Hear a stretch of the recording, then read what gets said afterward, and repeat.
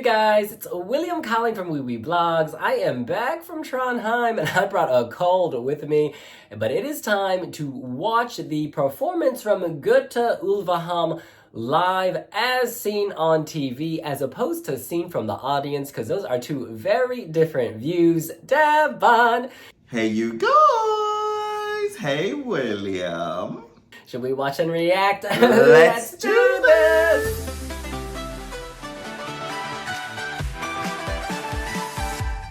My voice is all over the place. Putting these headphones in, hitting play.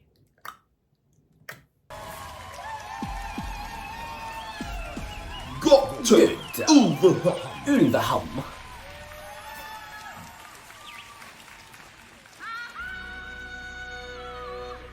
It's like an animal. That is one instrument. It's something in nature. National Geographic. The bird's nest. Oh, I love the lighting. And a glorious bird casting a spell.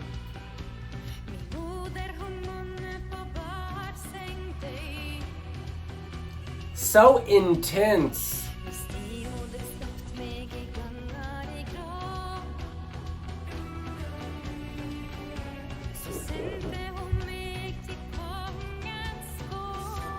Oh, yeah. She's thinking even with her finger. Oh, the backing is just lifting this up for me.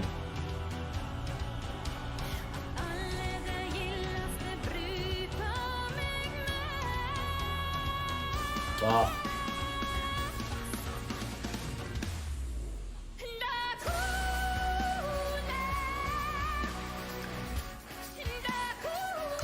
Folktronica. They're giving swamp creature. Mystical beasts. All of that to say it's very enchanting. You want to see what's going on. Alpine realness.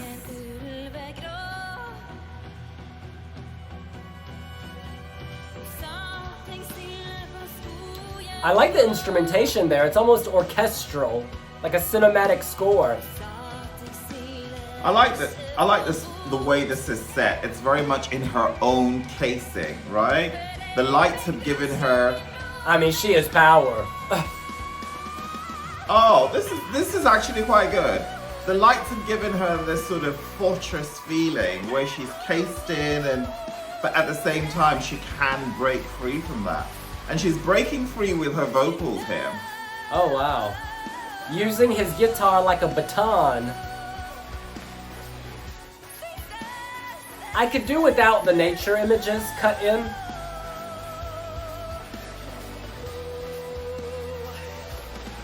Oh, there's a lot of chaos.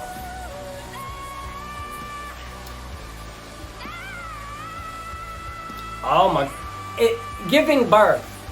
Our girl is giving birth to music, to drama.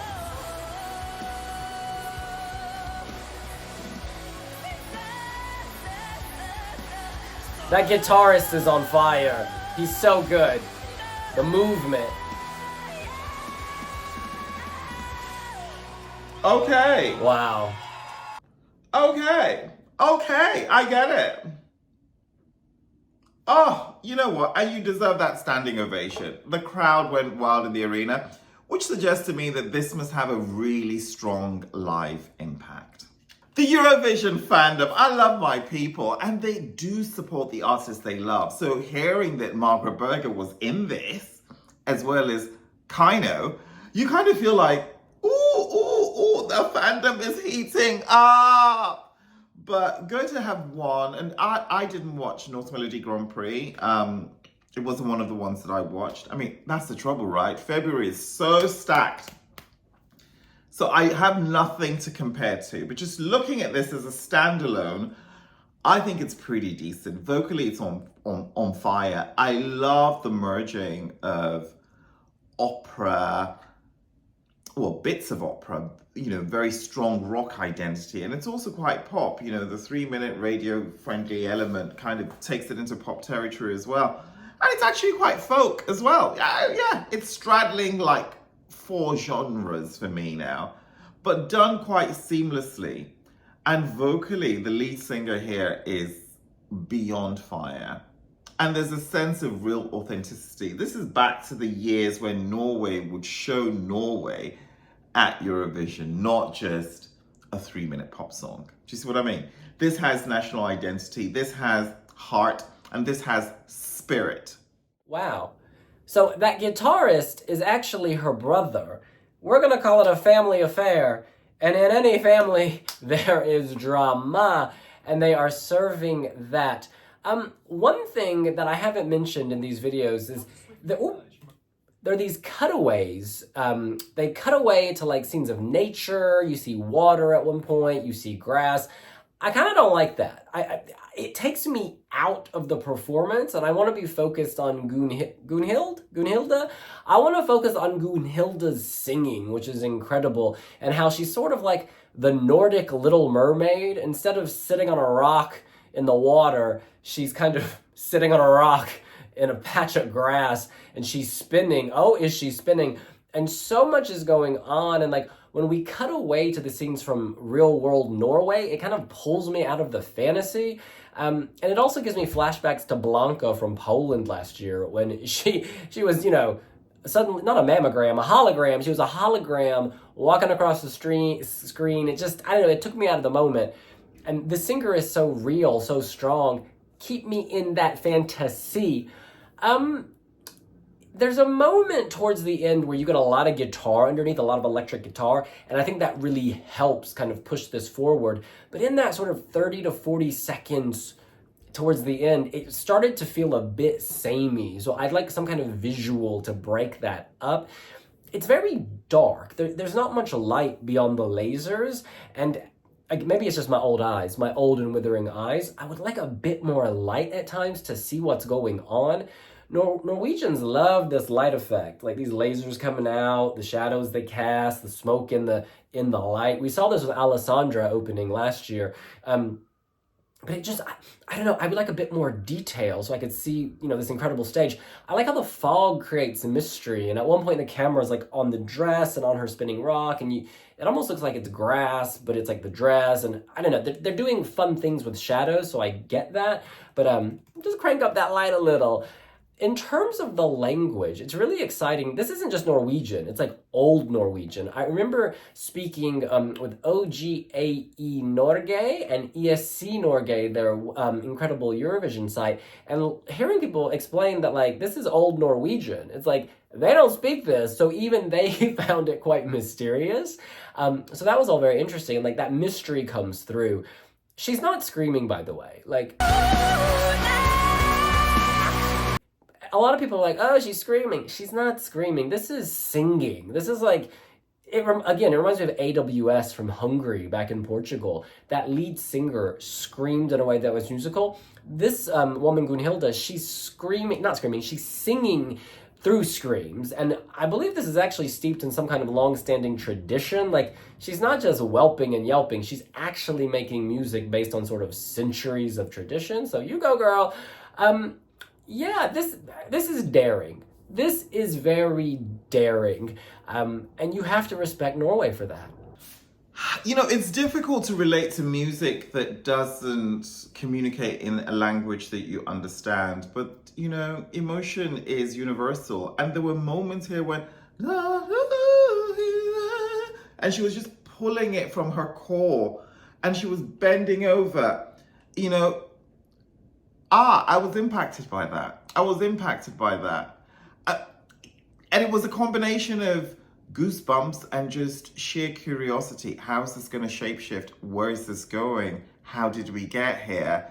You guys are representing Norway, and I'm all about it. I'm loving it. And another thing I love about this is the background touches. The vocals were breathy, kind of. The background vocals were also instruments. I like that. Yeah. I'm happy about this. This is a good choice for me. But like I said, didn't tune into the others, so I don't quite know how it compares. But yeah, I think this is a really good entry. And it does have what you would call essential Eurovision ingredients anyway. So without being predictably so, this is not, middle of the road schlager. Do we actually need more of those? This is left field and hopefully will be left-hand side of the Eurovision scoreboard. Yeah, this is good. It's decent. I want to read some comments from the Wiwibloggs website. This is Oi Oi. Oi Oi says, Norway being represented by Nynorsk, an official minority language based on the Old Norwegian dialects directly linked to Old Norwegian and used by only 12% of the population, amongst them me. And then there is a sentence in what I suspect is Old Norwegian and I cannot read, but hey, celebrate the tradition. I appreciate this comment. To which Azuro replies, so even the neighbors won't be able to understand it. Stand by Denmark and Finland for those 12 Swedish points.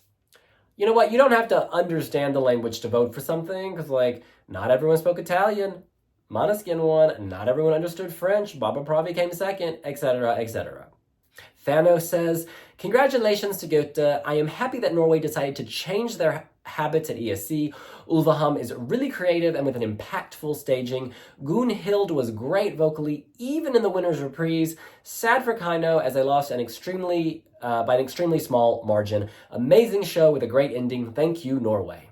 Stian F says, so happy to see Gåte winning, and I am very proud as a Norwegian. We are sending one of our biggest bands ever in a genre that really represents Norwegian culture.